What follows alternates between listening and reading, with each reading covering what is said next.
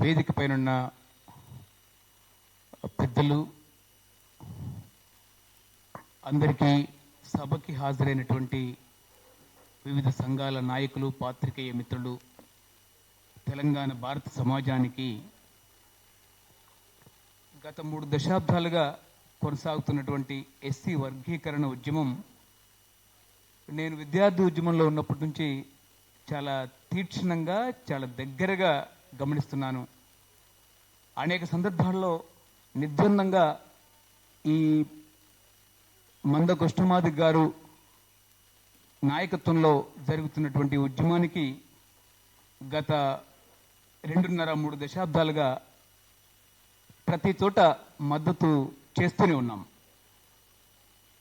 అత్యంత దుర్మార్గమైనటువంటి విషయం ఏంటంటే, ఓ ఫిలాసఫర్ అంటాడు, ఆర్థికమే అన్నింటికి మూలమని.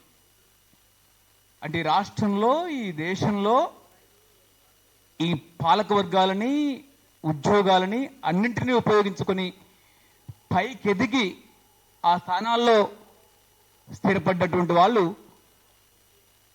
తోటి తమ్ముళ్ళని సమస్థాయికి తీసుకొచ్చినటువంటి క్రమంలో ఒక దుర్మార్గమైనటువంటి అణిచివేతకి, అన్యాయానికి, బలాత్కారంతో ఇంకా మేము మా కాళ్ళ కిందనే తొక్కేస్తామని చెప్పేసి అనడం అనేది ఒక 21వ శతాబ్దంలో 75 సంవత్సరాలు గడిచిన తర్వాత ఈ దేశాన్ని చూస్తే చాలా సిగ్గనిపిస్తుంది. మరో ముఖ్యమైన విషయం, ఈ దేశ పాలక వర్గాల్లో కూడా 75 సంవత్సరాల స్వాతంత్రము, రాజ్యాంగం తర్వాత ఇందాక విశ్వేశ్వరరావు గారు కాన్స్టిట్యూషన్లో ఉన్నటువంటి డైరెక్టివ్ ప్రిన్సిపల్స్ని చదువుతూ, అంటే సంపన్నులుగా ఎదగకూడదు, పేదవాళ్ళు మరింత పేదవాళ్ళుగా మారకూడదు అని చెప్పేసి ఆదేశిక సూత్రాలు ధర్మరాజు కదా చెప్పినట్టు చెప్తాయి. కానీ మన దేశంలో అదుపు లేకుండా బరి తెగించి సంపన్నులు అయిపోతుంటారు. పేదవాళ్ళు మరింత పేదరికంలోకి దిగజారిపోతారు. బాటం లైన్లో దాదాపు గత 30 సంవత్సరాలుగా సమాజాన్ని నిశ్చితంగా ఒక అట్టడుగు వర్గ దృక్పథంతో, అట్టడుగు నిమ్న దృక్పథంతో మేము పరిశీలిస్తున్నాం.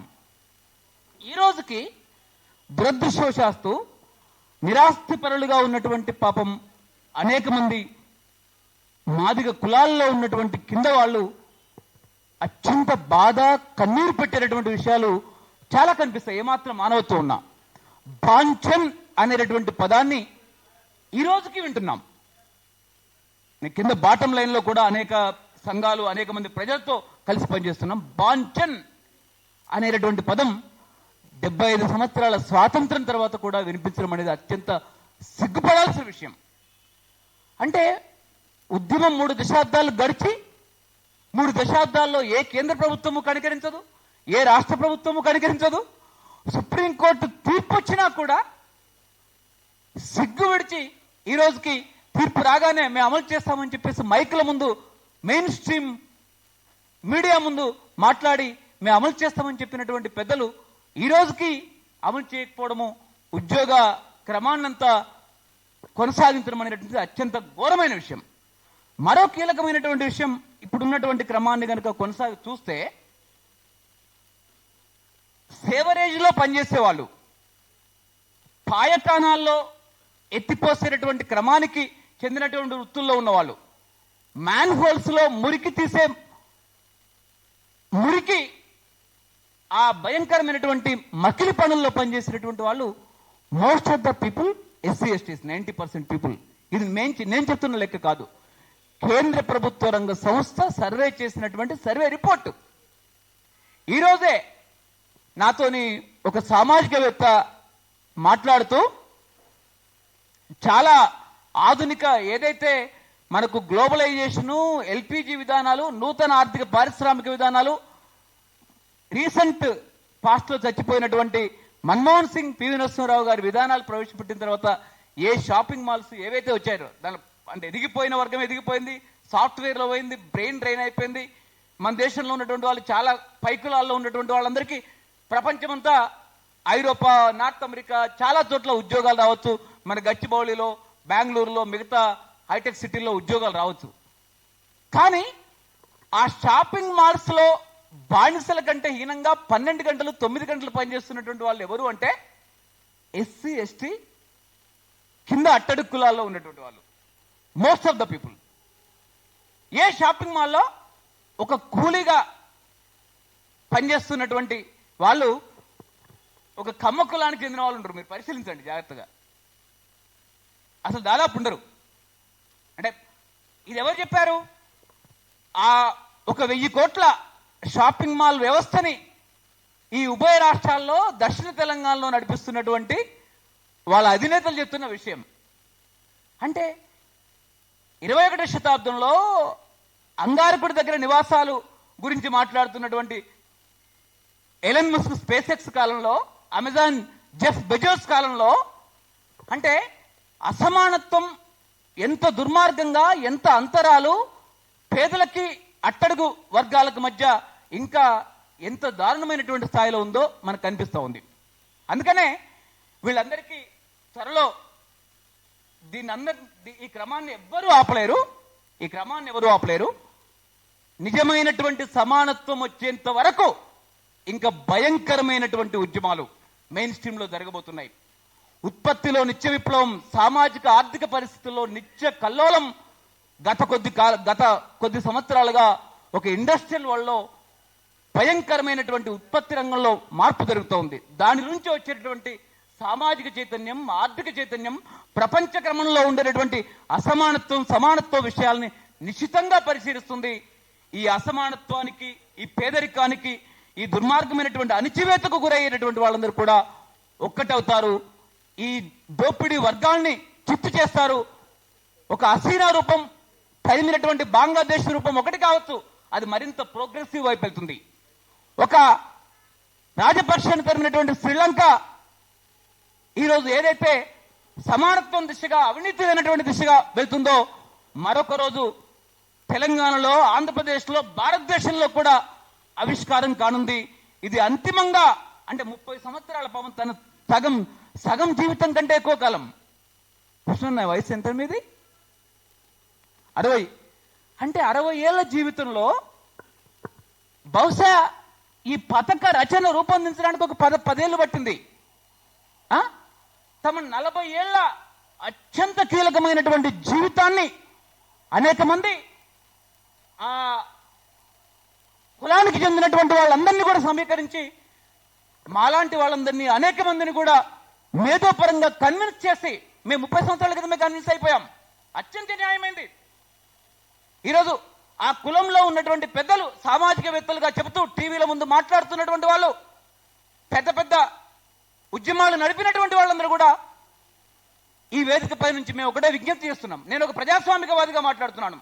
ఒక కులానికి, ఒక వర్గానికి, ఒక తెగకి, ఒక దానికి చెందినటువంటి వానిగా కాదు. అర్జెంటుగా మీరు కూర్చొని కన్విన్స్ చేసి ఈరోజు ఈ రిజర్వేషన్ల వ్యవస్థని ఈ ప్రభుత్వం నుంచి అసలు మొదటి నుంచి అమలు చేయాల్సిన అవసరం ఉంది. ఇప్పటికైనా అర్జెంటుగా దీన్ని అమలు చేయాలి. మరో పోటీ బహిరంగ సభలు పెట్టి వ్యక్తిగతంగా తులనాడమో, మరొకరిపైన తులనాడమో, ఆ వ్యక్తిని, క్యారెక్టర్ని అసాసినేషన్ వైపు ఆ క్యారెక్టర్ హత్య చేయడమో, ఇది మరింత దుర్మార్గమైనటువంటి అన్యాయం.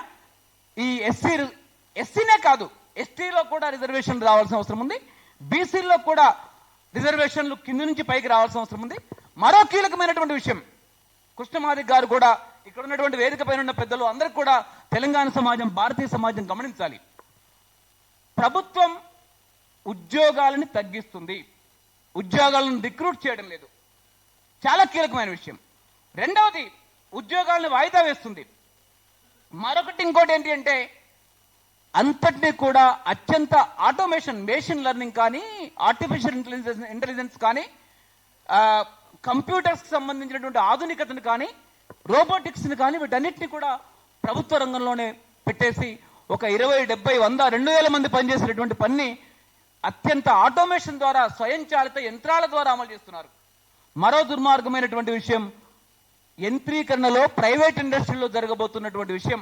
ఇక నుంచి, నిన్నటి నుంచి జరుగుతున్నటువంటి ఇండస్ట్రియలైజేషన్ యొక్క కొత్త ముఖం ఏంటి అంటే, రేపటి నుంచి ఏ ఇండస్ట్రియలైజేషన్ లో హ్యూమన్ ఇండస్ట్రియలైజేషన్ అంటే మనిషికి సంబంధించినటువంటి ఇంటర్వెన్షన్ తో కూడినటువంటి ఇండస్ట్రియలైజేషన్ ఉండదు.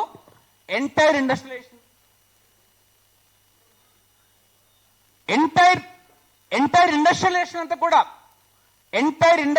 అంతా కూడా ఇక్కడ నుంచి జరగబోయే పారిశ్రామికీకరణ అంతా కూడా పూర్తి స్థాయి ఆటోమేషన్ అంటే అన్మాన్డ్ ఇండస్ట్రీ. ఎందుకు అన్మాన్డ్ అయిపోతున్నారు? సౌత్ కొరియాలో 10,000 మందికి 1000 రోబోట్లు పనిచేస్తున్నాయి. సింగపూర్లో 10,000 మందికి 5 నుంచి 700 రోబోట్లు పనిచేస్తున్నాయి. నెదర్లాండ్స్ లో, నార్వేలో, స్కాండినేవియన్ కంట్రీస్ అన్నిట్లో, నార్త్ అమెరికాలో, ఐరోపాలో మొత్తం కూడా ఇండస్ట్రియలైజేషన్ అంతా కూడా రోబోటిక్ ఇండస్ట్రియలైజేషన్ వెళ్తుంది. అంటే మనిషిని ఎప్పుడైతే ఇండస్ట్రియలైజేషన్ తో తీసుకెళ్తున్నారో ఆ వస్తువు ధర ఉత్పత్తిలో పెరుగుతుంది. దీనివల్ల ఏమవుతుందంటే ఆ వస్తువును చౌకగా అమ్ముకోలేకపోతున్నారు. కాబట్టి ఈ చేయి పనిచేస్తే, మనిషి పనిచేస్తే, పృథ్వీలో నేనే పనిచేస్తే నాకు కంపెన్సేషన్ ఇవ్వాలి. కానీ ఒక యంత్రం యొక్క చేయి పోతే ఆ చేయి పెట్టేస్తే అది 24 గంటలు పనిచేస్తుంది. దానివల్ల ఒక చౌక రకం ఉత్పత్తి దానికి వెళ్తున్నారు. మందకృష్ణ మాదిగా డిమాండ్గా కానీ, ఇక్కడ ఉన్నటువంటి వేదిక పైనటువంటి పెద్దల డిమాండ్ కానీ, లేతే కమ్యూనిస్ట్ పార్టీల డిమాండ్ కానీ, జస్టిస్ చంద్రకుమార్ గారి డిమాండ్ కానీ, ప్రతి ఒక్కరి డిమాండ్ కానీ రిజర్వేషన్లు మాత్రమే కాదు. రిజర్వేషన్ల కంటే అత్యంత కీలకమైన ఉన్నతమైనటువంటి విషయం ఏంటంటే అంబేద్కర్ రాసినటువంటి రాజ్యాంగం ఏదైతే ఉందో అందులో తన రాజ్యాంగంలో అతని ప్రత్యేకమైనటువంటి ప్రైవేట్ రచనలు ఏవైతే ఉన్నాయో ఆ రచనలు ఏవైతే రాకుండా రాజ్యాంగంలో అడ్డు కట్ట వేయబడ్డాయో నిజమైనటువంటి సమానత్వం అంటే ఉత్పత్తిలో సమానత్వం, ఉత్పత్తిలో అందరికి సమానత్వం, ఉత్పత్తిలో సమానత్వం, పంపిణీలో సమానత్వం అనేటువంటిది ఎప్పుడైతే వస్తుందో విద్య, వైద్యం, ప్రతి పారిశ్రామిక ఉత్పత్తి, ఇళ్ళు, సంస్థ లేకపోతే వ్యవసాయ ఉత్పత్తులు, పోషకాహారం, మిగతా అంతా కూడా సమానత్వం, ఉత్పత్తిలో సమానత్వం, పంపిణీలో సమానత్వం అనేటటువంటి దిశగా వెళ్తే మాత్రమే నిజమైనటువంటి క్రమం రాబోతుంది. ఒకవేళ దాన్ని గనక మనం ఇవ్వకపోతే ఈ రిజర్వేషన్ల ఉద్యమాలు కానీ లేతే బీసీ కులాల్లో ఉన్నటువంటి ఇందాక మన మిత్రుడు చదివినటువంటి అనేక ఏవైతే ఉన్నాయో చాలా మంది ఈ రోజుకి వార్డు మెంబర్ కాలేదో ఏమైంది? రాజకీయ వ్యవస్థ మొత్తం రాజకీయ వ్యవస్థ డబ్బులో ఇరుక్కుపోయింది. అంటే పాలక వర్గాలన్నీ కూడా కార్పొరేట్ డబ్బుతో ముడిపడుతున్నాయి. అంటే పాలక వర్గాల బడా డబ్బు సంపాదించి ఆ డబ్బుతో రాజకీయాలన్నింటినీ నడిపేసి ఈ రాజకీయాల్లో ఆధిపత్యం ఎవరి దగ్గర ఉందో, డబ్బు ఎవరి దగ్గర అయితే ఉందో వాళ్లే ఈరోజు ఈ ఆధిపత్యం కొనసాగుతుంది.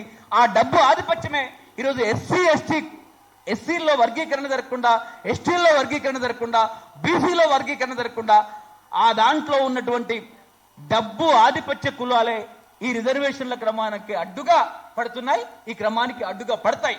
కాబట్టి ఇది వర్గ ఉద్యమం దిశగా, దాంతోపాటు ఈ రిజర్వేషన్ల ఫలితాలు అమలు కానటువంటి వాళ్ళు ఎవరైతున్నారో వాళ్ళందరితో కలిసి మరింత విశాలమైనటువంటి ప్రాతిపదికగా ఈ ఉద్యమం చేయాలి.